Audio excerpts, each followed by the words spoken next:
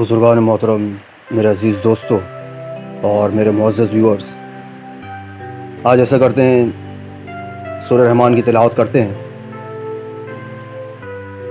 سورہ رحمان نزول کے اعتبار سے مدنی ہے اور اس میں 78 آیتیں ہیں اور 3 رکوع ہیں۔ میں پیچھے آپ کو بتا چکا ہوں کہ مکی صورتوں اور مدنی صورتوں میں کیا فرق ہوتا ہے۔ جو صورتیں یا جو آیات ہجرت سے پہلے نازل ہوئی ہے اسے مکی کہتے ہیں، اور جو آقا کی ہجرت کے بعد نازل ہوئی ہیں اسے مدنی کہتے ہیں۔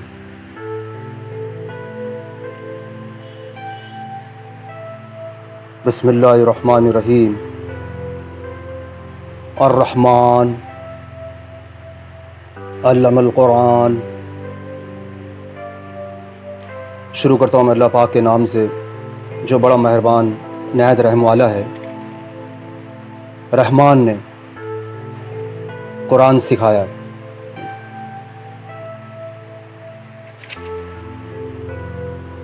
اس کی تشریح میں آپ کو بتاتا ہوں۔ کہتے کہ اہل مکہ کے جواب میں ہے جو کہتے تھے کہ قرآن محمد کو کوئی انسان سکھاتا ہے صلی اللہ علیہ وسلم۔ مشرکین مکہ ایسا کہتے تھے کہ یہ قرآن جو محمد کو کوئی انسان سکھاتا ہے۔ بعض کہتے ہیں کہ ان کے اس قول کے جواب میں کہ رحمان کیا ہے؟ قرآن سکھانے کا مطلب ہے اسے آسان کر دیا، یا اللہ پاک نے اپنے نبی کو سکھایا اور نبی نے امت کو سکھایا۔ اس صورت میں اللہ پاک نے اپنی بہت سی نعمتیں گنوائی ہیں۔ چونکہ تعلیم قرآن ان میں قدر و منزلت اور اہمیت و افادیت کے لحاظ سے سب سے نمایاں ہے، اس لیے پہلے اسی نعمت کا ذکر فرمایا ہے۔ خلق الانسان، اسی نے انسان کو پیدا کیا۔ یعنی یہ بندر وغیرہ جانوروں سے ترقی کرتے کرتے انسان نہیں بن گئے ہیں، جیسا وہ بیوقوف ہے نا، کیا نام اس کا، ڈاروین، چارلس ڈاروین، اس کا فلسفہ ہے، وہ بولتا ہے کہ پہلے انسان بندر تھے، بیوقوف۔ تو ایسا نہیں ہے جیسا کہ چارلس ڈاروین کا فلسفہ ہے، بلکہ انسان کو اسی شکل و صورت میں اللہ پاک نے پیدا فرمایا ہے جو جانوروں سے الگ ایک مستقل مخلوق ہے۔ انسان کا لفظ بطور جنس کے ہے۔ علمہ البیان، اور اسے بولنا سکھایا۔ اس بیان سے مراد ہر شخص کی اپنی مادری زبان ہے جو بغیر سیکھے از خود ہر شخص بول لیتا ہے اور اس میں اپنے ما فی الضمیر کا اظہار کر لیتا ہے۔ یہاں تک کہ وہ چھوٹا بچہ بھی بولتا ہے، یہاں تک کہ وہ چھوٹا سا بچہ بھی بولتا ہے جس کو کسی بات کا علم اور شعور نہیں ہوتا۔ یہ اس تعلیم الہی کا نتیجہ ہے جس کا ذکر اس آیت میں ہے۔ الشمس والقمر بحسبان،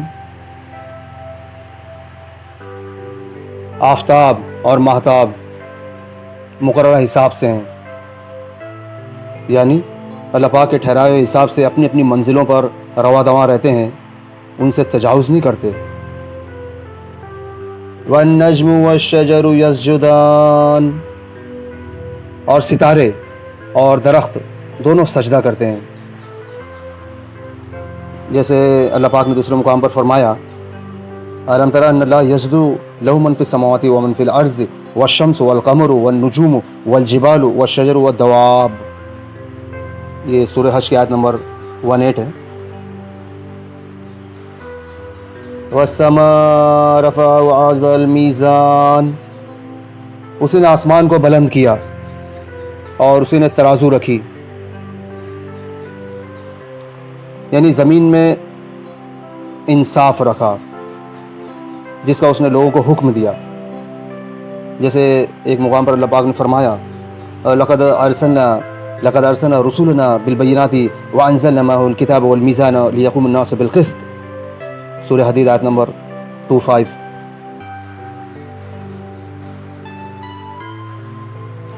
اللہ تطغوا فی المیزان، تاکہ تم تولنے میں تجاوز نہ کرو۔ یعنی ڈنڈی نہ مارو، یعنی انصاف سے تجاوز نہ کرو. وَأَقِيمُوا الْوَزْنَ بِالْقِسْطِ وَلَا تُخْسِرُوا الْمِيزَانَ، انصاف کے ساتھ وزن کو ٹھیک رکھو اور تول میں کم نہ دو. وَالْأَرْضَ وَضَعَهَا لِلْأَنَامِ، اور اسی نے مخلوق کے لیے زمین بچھا دی. فِيهَا فَاكِهَةٌ وَالنَّخْلُ ذَاتُ الْأَكْمَامِ، جس میں میوے ہیں، پھل فروٹس ہیں، ڈرائی فروٹس ہیں، اور خوشے والے کھجور کے درخت ہیں. اکمامون کیمون کی جمع ہے. ویاؤت ثمر، کھجور پر چڑھا ہوا غلاف. حبن سے مراد ہر وہ خوراک ہے جو انسان اور جانور کھاتے ہیں. خشک ہو کر اس کا پودا جو ہے بھوسا بن جاتا ہے جو جانوروں کے کام آتا ہے. والحب ذو العصف والریحان، اور بھوس والا اناج ہے اور خوشبودار پھول ہیں. فَبِأَيِّ آلَاءِ رَبِّكُمَا تُكَذِّبَانِ، پس ہے انسانوں اور جنوں تم اپنے پروردگار کی کون کون سی نعمتوں کو جھٹلاؤ گے. یہ انسانوں اور جنوں دونوں سے خطاب ہے. اللہ پاک اپنی نعمتیں گنوا کر ان سے پوچھ رہا ہے. یہ بار بار کی تکرار اس شخص کی طرح ہے جو کسی پر مسلسل احسان کرے لیکن وہ اس کے احسان کا منکر ہو. جیسے ہوتا ہے نا احسان فراموش، احسان مانتے ہی نہیں ہے. جیسے کہے کوئی کہتا ہے محسن میں نے تیرا فلاں کام کیا، کیا تو انکار کرتا ہے؟ فلاں چیز تجھے دی، کیا تجھے یاد نہیں؟ تجھ پر فلاں احسان کیا، کیا تجھے ہمارا ذرا خیال نہیں؟ والحب ذو العصف والریحان فبأي آلاء ربكما تكذبان خلق الإنسان من صلصال كالفخار، اس نے انسان کو بجنے والی یعنی کھنکھناتی مٹی سے پیدا کیا جو ٹھیکری کی طرح تھی. سلسالین خشک مٹی جس میں آواز ہو. فخارن آگ میں پکی ہوئی مٹی جسے ٹھیکری کہتے ہیں.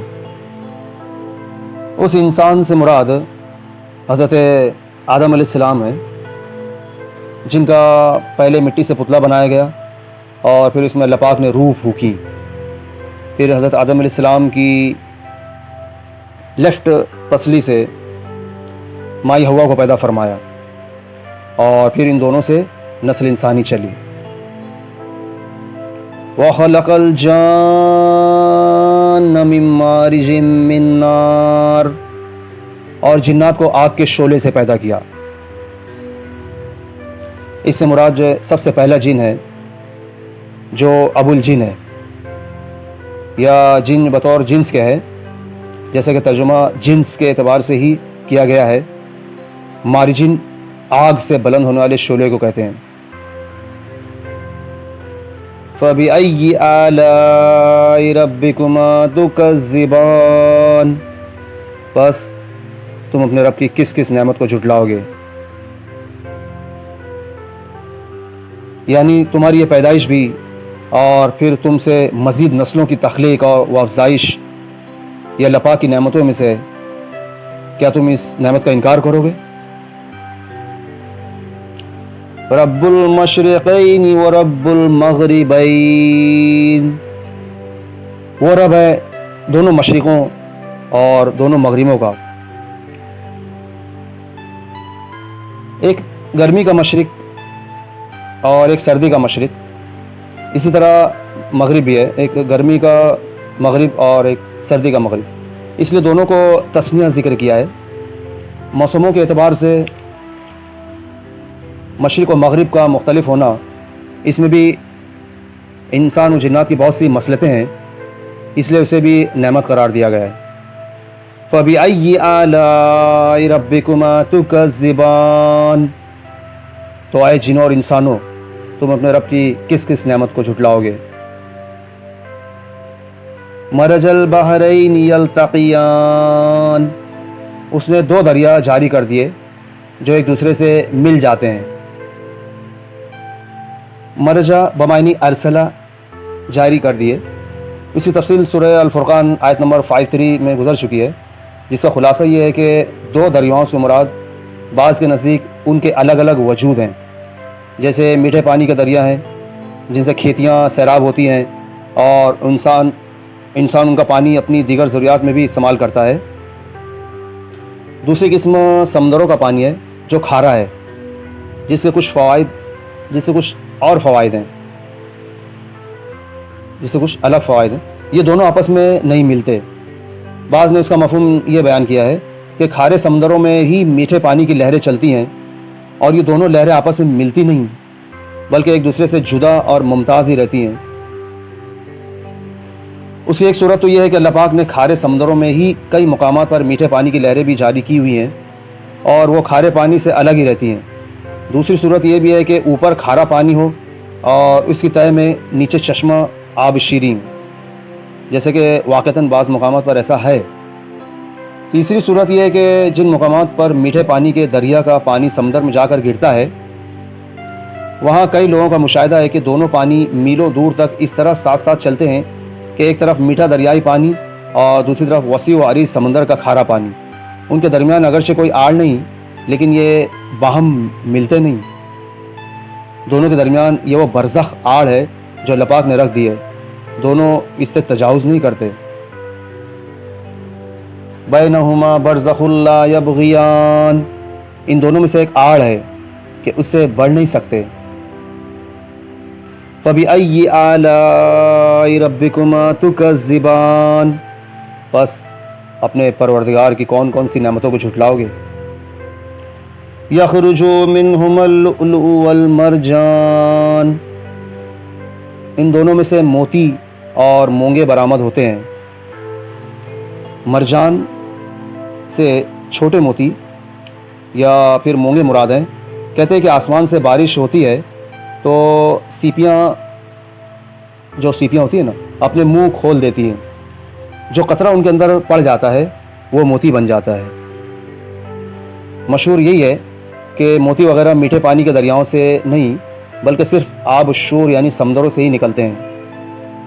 لیکن قرآن کریم نے تثنیہ کی ضمیر استعمال کی ہے جس سے معلوم ہوتا ہے کہ دونوں سے ہی موتی نکلتے ہیں. چونکہ موتی کثرت کے ساتھ سمندر سے ہی نکلتے ہیں اس لیے اس کی شہرت ہو گئی ہے. تاہم میٹھے دریاؤں سے اس کی نفی ممکن نہیں بلکہ موجودہ دور کے تجربات سے ثابت ہوا ہے کہ میٹھے دریا میں بھی موتی ہوتے ہیں. البتہ ان کے مسلسل جاری رہنے کی وجہ سے ان سے موتی نکالنا مشکل امر ہے. بعض نے کہا ہے کہ مراد مجموعہ ہے، ان میں سے کسی ایک سے بھی موتی نکل جائیں تو ان پر تسنیہ کا اطلاق صحیح ہے. بعض نے کہا ہے کہ میٹھے دریا بھی عام طور پر سمندر میں ہی گرتے ہیں اور وہیں سے موتی نکالے جاتے ہیں. اس لیے گو اگرچہ منبع دریائے شور ہی ہوئے لیکن دوسرے دریاؤں کا حصہ بھی اس میں شامل ہے. لیکن موجودہ دور کے تجربات کے بعد ان تعویلات اور تکلفات کی ضرورت نہیں ہے. واللہ اعلم بالصواب. فَبِأَيِّ آلَاءِ رَبِّكُمَا تُكَذِّبَانِ، پھر تم اپنے رب کی کون کون سی نعمتوں کو جھٹلاؤ گے. وَلَهُ الْجَوَارِ الْمُنشَآتُ فِي الْبَحْرِ كَالْأَعْلَامِ، اور اللہ ہی کی ملکیت میں ہیں وہ جہاز جو سمندر میں پہاڑ کی طرح بلند چل پھر رہے ہیں. یہ جواہر اور موتی اور جواہرات زیب و زینت اور حسن و جمال کا مظہر ہیں اور اہل شوق و اہل ثروت انہیں اپنے ذوق جمال کی تسکین اور حسن و رونائی میں اضافی کے لیے استعمال کرتے ہیں. عورتوں کو بڑا شوق ہوتا ہے نا، اس لیے ان کا نعمت ہونا بھی واضح ہے. الجواری جاریہ چلنے والی کی جمع ہے اور محذوف موصوف السفن کی صفت ہے. منشآت کے معنی مرفوعات ہیں یعنی بلند کی ہوئی. مراد جو ہے بادبان ہے، جو اوپر ایسا کپڑا ہوتا ہے نا بادبان بولتے ہیں، جو بادبانی کشتیوں میں جھنڈوں کی طرح اونچے اور بلند بنائے جاتے ہیں. بعض نے اس کے معنی مصنوعات کے کیے ہیں، یعنی اللہ پاک کی بنائی ہوئی جو سمندر میں چلتی ہیں. ان کے ذریعے سے بھی نقل و حمل، جیسے کیا کہتے ہیں انگلش میں، ٹرانسپورٹیشن کی جو آسانیاں ہیں، محتاج وضاحت نہیں، اس لیے یہ بھی اللہ پاک کی عظیم نعمت ہے۔ کل من علیہا فان، زمین پر جو ہے سب فنا ہونے والے ہیں۔ فنا دنیا کے بعد جزا و سزا، یعنی عدل کا اہتمام ہوگا، انصاف کا اہتمام ہوگا، لہٰذا یہ بھی ایک نعمت عظمیٰ ہے جس پر اللہ پاک کا شکر واجب ہے۔ وَيَبْقَى وَجْهُ رَبِّكَ ذُو الْجَلَالِ وَالْإِكْرَامِ، صرف تیرے رب کی ذات جو عظمت اور عزت والی ہے باقی رہ جائے گی، باقی سب فنا ہو جائے گا، کچھ نہیں بچے گا۔ فَبِأَيِّ آلَاءِ رَبِّكُمَا تُكَذِّبَانِ، پھر تم اپنے رب کی کس کس نعمت کو جھٹلاؤ گے؟ يَسْأَلُهُ مَنْ فِي السَّمَاوَاتِ وَالْأَرْضِ كُلُّ يَوْمٍ هُوَ فِي شَأْنٍ، سب آسمان و زمین والے اسی سے مانگتے ہیں، ہر روز وہ ایک شان میں ہے، یعنی سب اس کے محتاج ہیں اور اس کے در کے سوالی ہیں۔ ہر روز کا مطلب ہے ہر وقت، شان کے معنی امر یا معاملہ، یعنی ہر وقت وہ کسی نہ کسی کام میں مصروف ہے، کسی کو بیمار کر رہا ہے، کسی کو شفایاب کر رہا ہے، کسی کو مالدار بنا رہا ہے تو کسی مالدار کو فقیر بنا رہا ہے، کسی کو غدہ سے شاہ تو کسی کو غدہ سے شاہ تو کسی شاہ کو غدہ، کسی کو بلندیوں پر فائز کر رہا ہے، کسی کو پستی میں گرا رہا ہے، کسی کو ہست سے نیست کر رہا ہے تو کسی نیست کو ہست کر رہا ہے، وغیرہ وغیرہ۔ الغرض کائنات میں یہ سارے تصرف اسی کے امر و مشیت سے ہو رہے ہیں، اور دن رات شب و روز کا کوئی مومنٹ ایسا نہیں جو اسی کارگزاری سے خالی ہو۔ هو الحی القیوم لا تأخذہ سنۃ ولا نوم، ہمارا رب کبھی سوتا ہی نہیں۔ فَبِأَيِّ آلَاءِ رَبِّكُمَا تُكَذِّبَانِ، پھر تم اپنے رب کی کون کون سی نعمتوں کو جھٹلاؤ گے؟ سَنَفْرُغُ لَكُمْ أَيُّهَا الثَّقَلَانِ، جنوں اور انسانوں کے گروہ، ان قریب ہم تمہاری طرف پوری طرح متوجہ ہو جائیں گے۔ اور اتنی بڑی ہستی کا ہر وقت بندوں کے کاموں میں، وہ معاملات کی تدبیر میں لگے رہنا کتنی بڑی نعمت ہے۔ اس کا یہ مطلب نہیں ہے کہ اللہ پاک کو فرصت نہیں ہے، فراغت نہیں ہے، بلکہ یہ مہارتاً بولا گیا ہے، جس کا مقصد دھمکی و تہدید ہے۔ ثقلان، جنات و انسان کو اس لیے کہا گیا ہے کہ ان کو شریعت کا مکلف بنایا گیا ہے۔ ثقلان، جنات و انسان کو اس لیے کہا گیا ہے کہ ان کو شریعت کا مکلف بنایا گیا ہے، پابند کیا گیا ہے۔ اس پابندی یا بوجھ سے دوسری مخلوق مستثنیٰ ہے، کیونکہ روز محشر میں، قیامت میں صرف ہمارا ہی حساب لیا جائے گا، ہمارا اور جناتوں کا، باقی اور کوئی مخلوق کا حساب کتاب نہیں ہوگا۔ تو یہ پابندی اور بوجھ جو ہے صرف ہمارے اوپر ہے، دوسری مخلوق اس سے مستثنیٰ ہے۔ یہ تہدید بھی نعمت ہے، یہ دھمکی بھی نعمت ہے۔